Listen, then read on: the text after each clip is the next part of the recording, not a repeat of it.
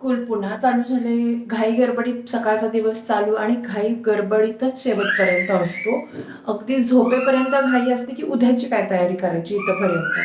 मग एवढ्या सगळ्या तयाऱ्या करत असतात लेडीज, खास करून की मी हाऊसवाईफचंच बोलेल, की खूप तयारी करावी लागते आपल्याला प्रत्येक गोष्टीची. जरी आपण दिसत नसलो करत असेल, तर माइंडमध्ये आपलं एक कॅल्क्युलेटर चालू असतं, की अरे हां, उद्या हा दिवस आहे, काय करायचं टिफिनला, ही भाजी नाही आहे, त्याच्यामध्ये काय करायचं, असं म्हणजे सतत टिक-टिक चालू असतं.